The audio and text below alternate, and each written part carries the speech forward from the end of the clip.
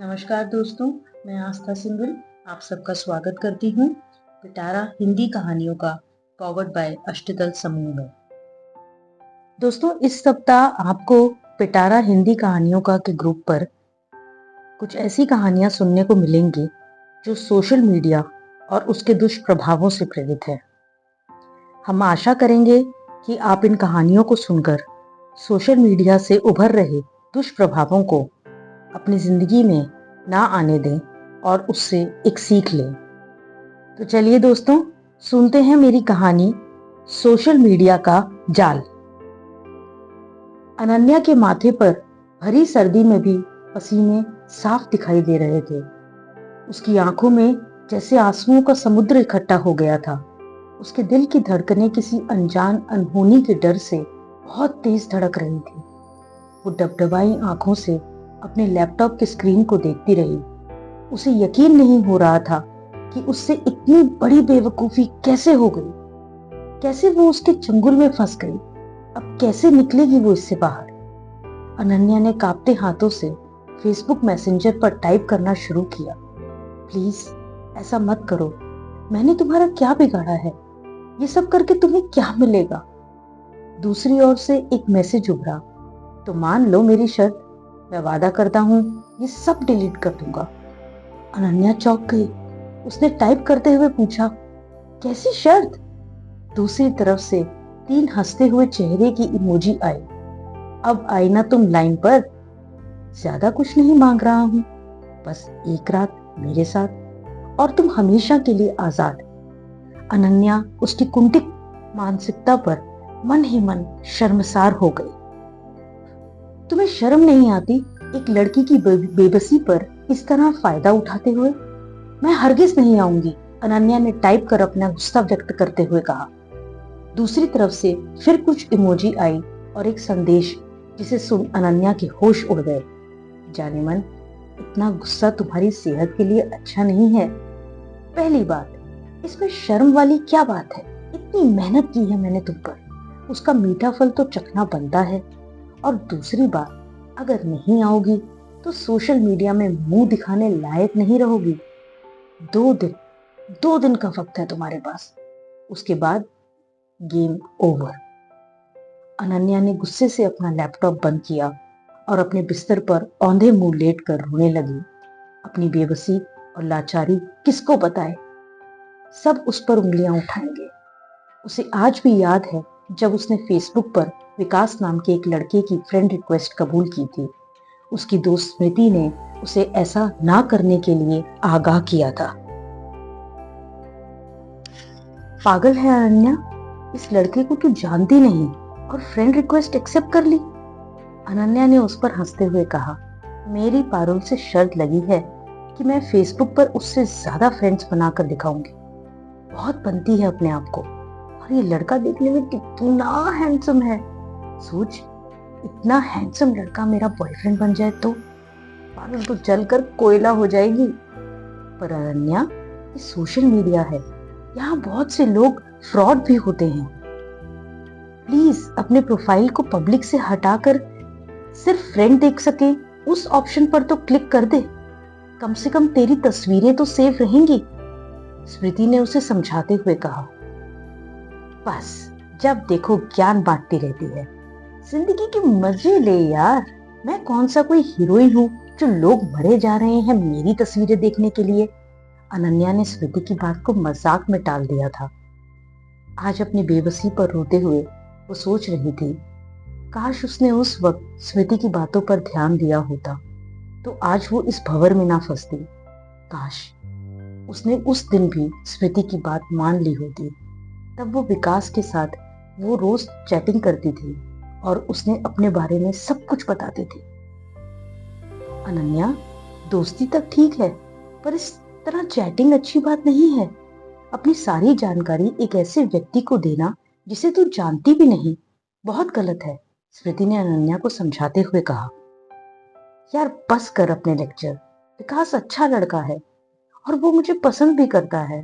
ओहो, तो तू मुझसे जलन करती है। तेरा दिमाग खराब हो गया है अनन्या, अपनी सहेली पर ऐसा इल्जाम लगा रही है। ठीक है बहन, तुझे जो करना है कर, ये कह स्मृति वहां से चली गई। विनाशकाले विपरीत बुद्धि। अनन्या विकास के प्यार में इस कदर डूब चुकी थी कि उसे कोई और नजर नहीं आ रहा था। एक दिन अपनी चिकनी चुपड़ी बातों में फंसाकर विकास ने अनन्या से उसकी कुछ तस्वीरें मंगाई और अनन्या ने भी बिना सोचे समझे अपनी कुछ खूबसूरत तस्वीरें उसे भेज दी। वो अनन्या की सबसे बड़ी गलती थी।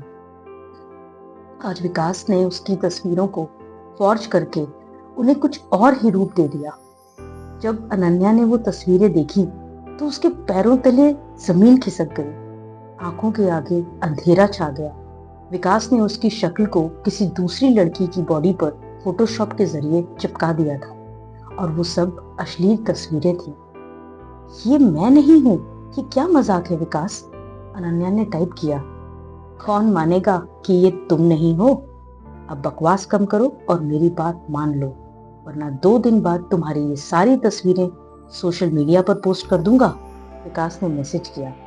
अनन्या को अब अपना भविष्य अंधकार में लग रहा था। वो किसी से मदद नहीं मांग सकती थी और ना ही सोशल मीडिया पर अपनी बदनामी सह सकती थी। सोशल मीडिया पर अपने आप को एडवांस दिखाने के चक्कर में ही वो इस दलदल में फंस गई। अगले दिन विकास ने मैसेज किया और अनन्या हिल गई। कल आखिरी दिन है, एक एड्रेस भेज रहा हूँ, आज रात आ जाना, वरना कल रात तुम्हारी वो वाली तस्वीरें सोशल मीडिया पर वायरल हो जाएंगी। और इसे मजाक मत समझना, ये चेतावनी है। अनन्या सुन्न हो गई। अब उसके पास केवल एक ही रास्ता बचा था। वो बिना किसी को बताए घर से निकल गई। इसके अलावा और दूसरा रास्ता उसे नजर ही नहीं आया। अनन्या के माता पिता सिटी हॉस्पिटल के रिसेप्शन पर भागते भागते पहुंचे। कहाँ है मेरी बेटी? अनन्या के पिता ने रिसेप्शन पर पूछा। आप किसकी बात कर रहे हैं? रिसेप्शनिस्ट ने कहा। मुझे फोन आया था कि मेरी बेटी ने समुद्र में कूदकर अपनी जान देनी चाहिए थी, अनन्या के पिता ने कहा। तभी पीछे से एक आदमी आया और उसने कहा, जी मैंने फोन किया था, आइए। अनन्या के पिता उसके पीछे चल पड़े। अनन्या को ऐसी हालत में देख उसके पिता की आंखों से आंसू बह निकले। अनन्या को जब होश आया तो उसे संभालना मुश्किल हो गया। वो चीख चिल्लाकर बस एक ही बात बोल रही थी, क्यों बचाया मुझे? मुझे मर जाने दो, कल मैं किसी को मुंह दिखाने लायक नहीं रहूंगी। उसके माता पिता समझ नहीं पा रहे थे कि वो क्या बड़बड़ा रही है। अनन्या ने आत्महत्या की कोशिश की थी, इसलिए पुलिस केस बन गया था।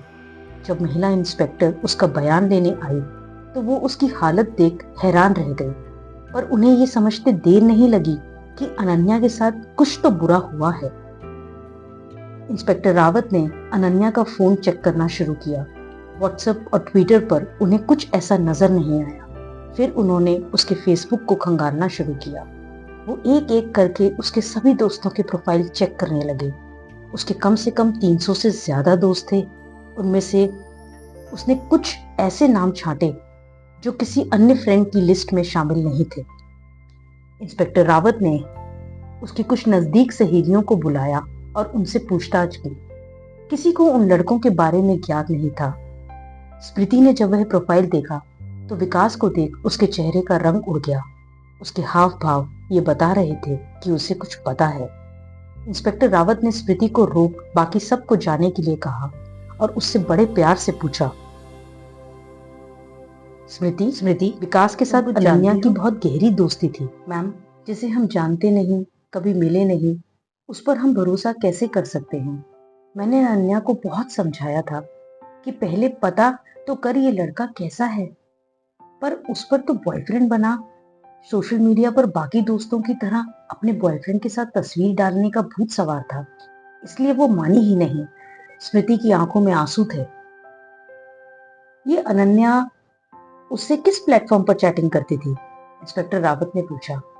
मैम, फेसबुक के मैसेंजर पर। इंस्पेक्टर रावत ने अनन्या का मैसेंजर खोला। विकास और उसकी चैट स्टोरी देखनी चाहिए, पर कुछ हाथ न लगा। सब डिलीट था। तभी अचानक विकास का मैसेंजर पर मैसेज आया, तो तुम नहीं आओगी, ठीक है, फिर भुगतो अंजाम। ये पढ़ इंस्पेक्टर रावत को समझते देर नहीं लगी कि कुछ बात थी जो अनन्या छुपा रही थी।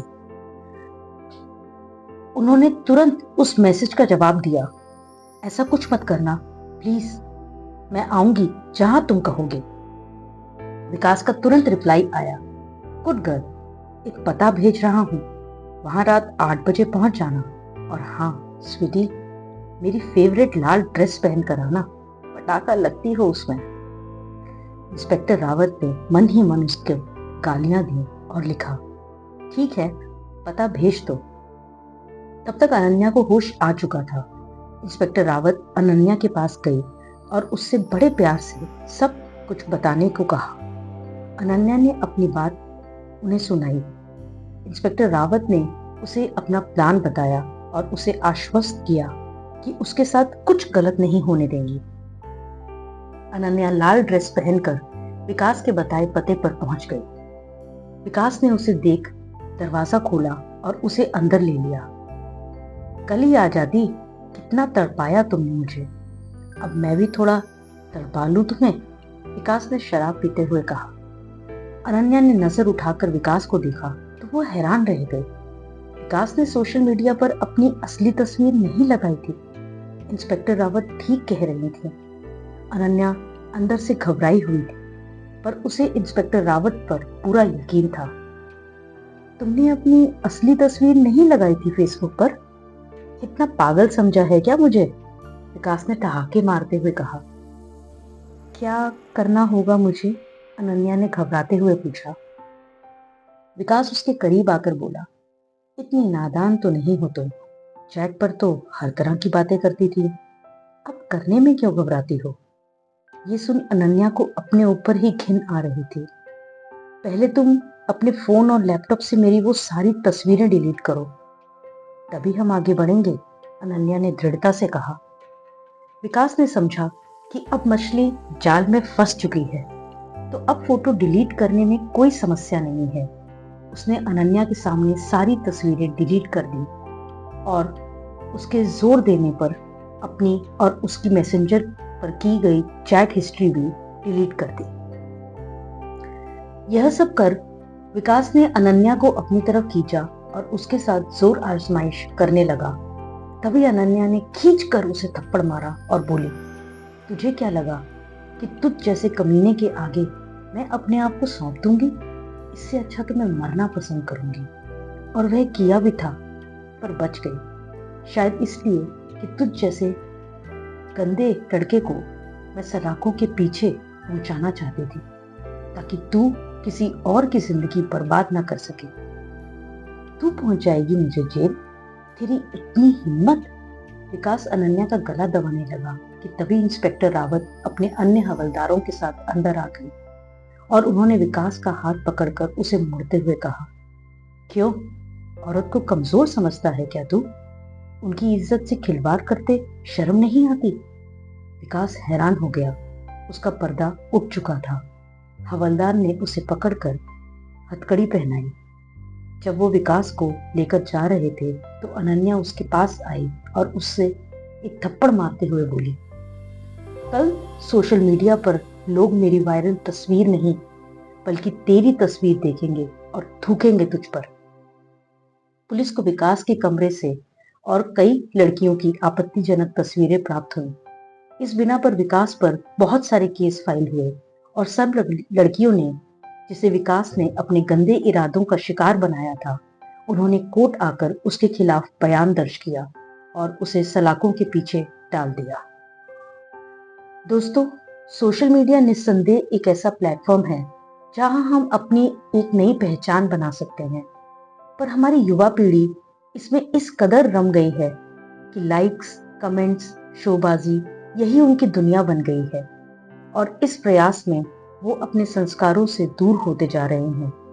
विकास को सजा हुई, पर उसकी सजा से सबक उन सब लड़कियों को सीखना चाहिए जो महज एक बॉयफ्रेंड की चाहत में सामने वाले इंसान पर आंख मूंद कर विश्वास कर लेती है।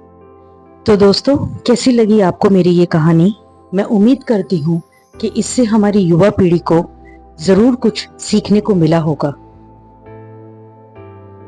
सोशल मीडिया हमारी एक जरूरत जरूर बन गया है, लेकिन इसे अपने ऊपर इतना हावी मत होने दीजिए कि ये आपको कोई नुकसान पहुंचा सके।